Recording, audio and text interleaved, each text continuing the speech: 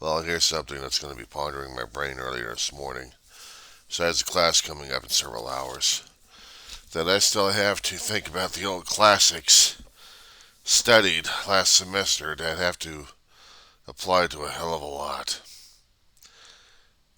My one of my professors had brought out Ecclesiastes, and in his works, which was written in the Bible, it was talking about seasons, but they were talking about in between the seasons. There's a season of being born. There's a season of living. And there's a season of dying and then death. Sometimes we attribute that to the seasons that we see around us. Wintertime is cold and harsh. Sometimes the death of icy grip is out there and puts everything in a still trance. No life. When spring wakes up, things are reborn. We have summertime, time when people rush around and try to enjoy what's left of the sun, because falling fast, when they try to harvest everything else that they've been growing in between, all their seeds, all their things, because they know wintertime is fast approaching, and then boom. But for us, when it comes down for living and dying, we are born from the icy cold. We are born into springtime. We are born where nature starts to waken up again. And for us humans, we have a short span, not just a calendar year. However, some of us actually do have a calendar year and don't even realize it. But others, we have to take it day by day by day because we don't know whether or not if we're going to be surviving that icy grip or not. And we celebrate the annuals with birthdays and celebrations and rituals and stuff. We celebrate it with our own vanities. But we are reminded that we are in seasons. We are locked into season here. The season where we are born and live and gather our harvest and then die. Or for some of us, going through the long sleep and then wake up again and go through it all over again. But it's not that easy for us, is it? The thing is, with our own lives, we'll go through a lot of those seasons. And in those seasons,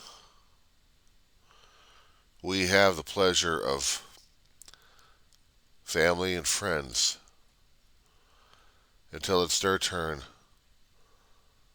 to be turned over into the icy cold grips of winter.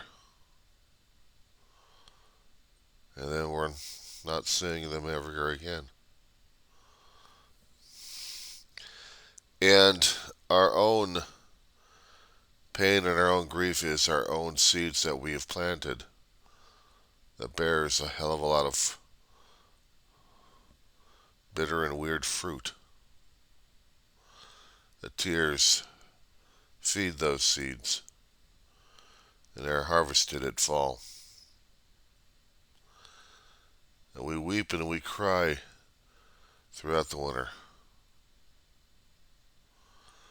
because we haven't felt the need for the warm sun on our face, the spring of life itself. Basically denied it. The hardest thing to see is a person going through the seasons and then suddenly no more. because it's the following seasons that we survive through that we have to bear. We have to bear eating the bitter fruit, our own loss,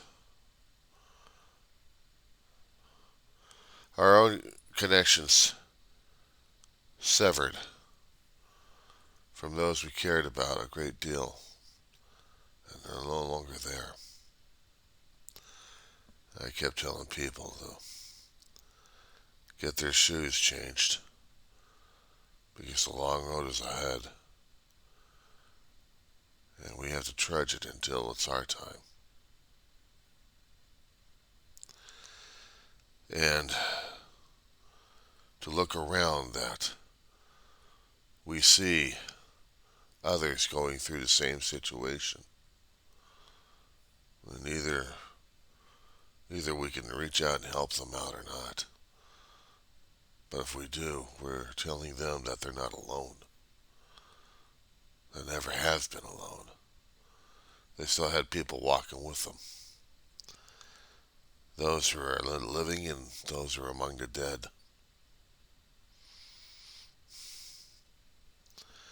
It's kind of hard to put this in words. But when the birds sang the song of Ecclesiastes,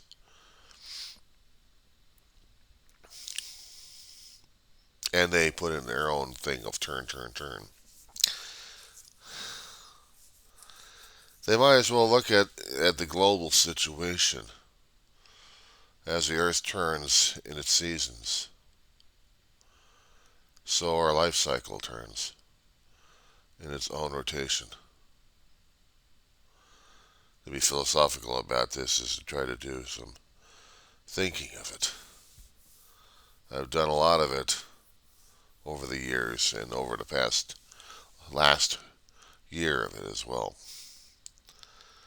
I suppose nobody can understand unless they actually did some deep thinking about it. It's hard to look at the cycles of life ending for some. As much time as we have spent with that person we cared and loved about, no longer going to be there with us. And we have to walk the mat. We have to walk. And of course, they'll probably ask, why? Why do we have to walk it? Why do we have to be on this one? Why? Because if you looked at Ecclesiastes, there is a time for born, there's a time to die, and in between it's vanity. Our turn, our time, our things to do. But surrounding it, it's God's will. Nothing you can do about it. There have been, in my time, in my experiences, people saying, "Well, you must celebrate that. You must celebrate that they've gone over." No, I don't, because to me, when they have a short time left on this planet, it is like a single season, a single year. And the harvest is not for them.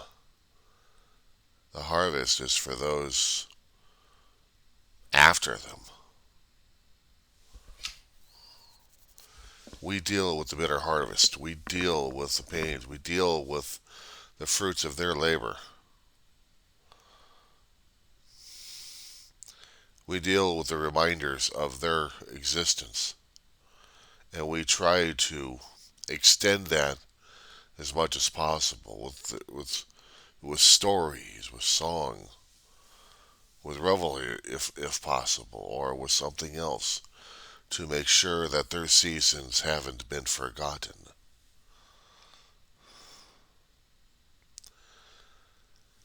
How do I explain this to online friends I've never met? People I have never seen. How do I explain that to people that I care about?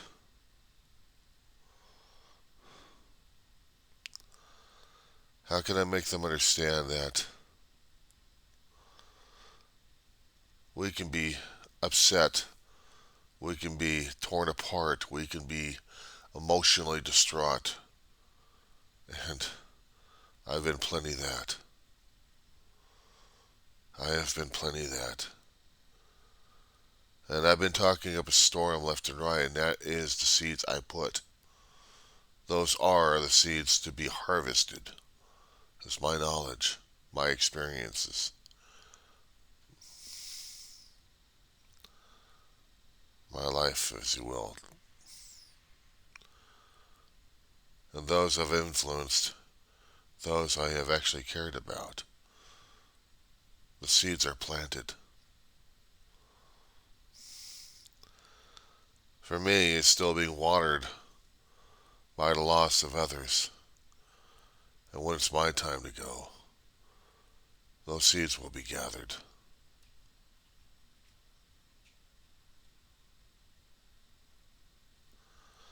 It's not the easiest damn thing to talk about, is it? There's nothing flippant about it. Never is. Trying to be philosophical about it. There are certain aspects that are being taught in college that we have to be aware of as students.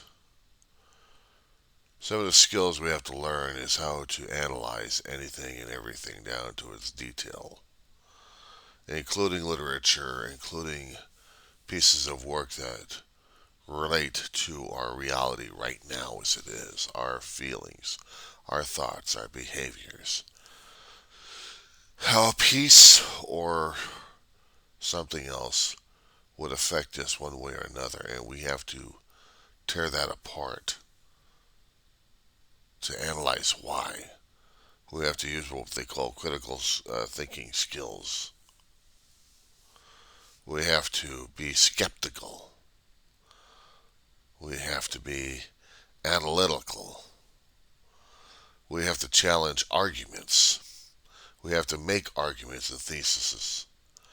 We have to sound so brainy with our masterful manipulation of a language to show the people that yes, we are getting educated. We have read other people's opinions and their way of doing things. Some people actually look at college as a waste of time. Maybe it's vanity.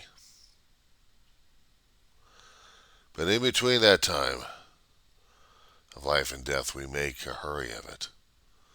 We gather the seeds, we plant them in the ground. We hope that we're able to gather as much harvest as we possibly can do in hopes to sharing that with others. And among it is our own way of dealing with life in itself, including the loss of loved ones. There is no specific class of how to deal with grief, because grief is individualized. Depending our familiarity and how much we have loved the other person, if any. And I can't tell you how to feel or how to think about it. I can only express what I have gone through. I've only expressed the seeds I have planted. I can only put them into words that maybe somehow sink in. It doesn't mean I'm still looking for the ending time with gusto at this point over here. I'm not. I'm still trying to enjoy every single sunray I certainly can at this point until it's my time. I'm not shivering just yet.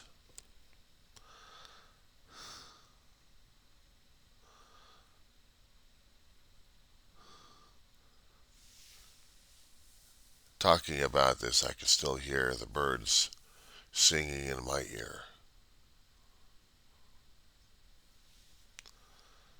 I would see the planet turning on its rotation all the time, changing year after year after year. I can see the effects in a mirror and also in a camera. The march continues on.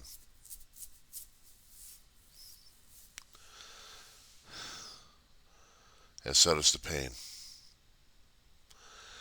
There was a saying a long time ago, I never knew if it was actually legitimate or not. Time heals all wounds. No. No, it doesn't. Some wounds are never healed. Some wounds you just have to deal with. There's nothing flippant about it either. Some wounds run deep.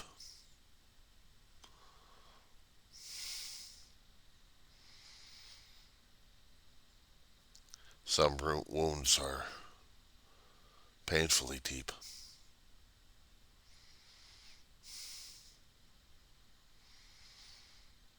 It's the only thing to deal with.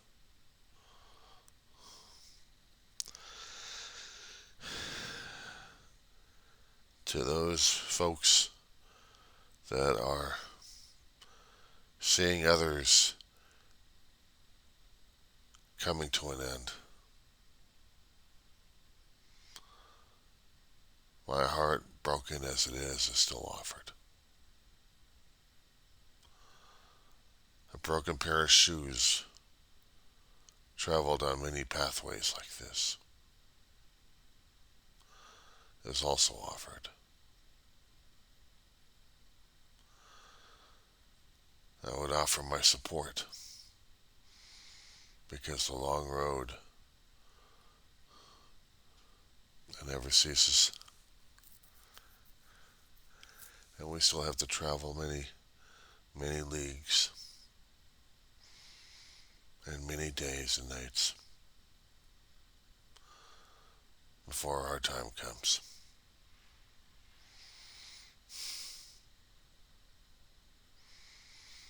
You just can't run merrily down it, as some people try to do.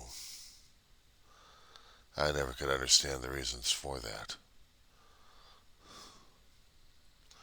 I've heard too many stories of people capitalize on their own experiences for profit. Then there are those who don't capitalize on it for profit. Use whatever skills they've learned to deal with what's going on around them. Maybe help others in the process. Come to terms. Mine was terrifying enough as it is when I was 4.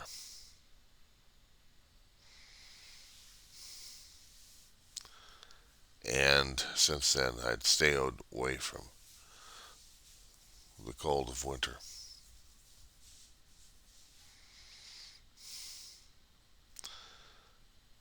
And I know it'll be my time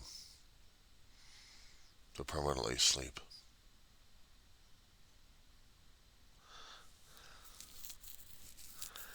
It doesn't mean that I'm going to be immune from the pain and loss of others who pass on before me.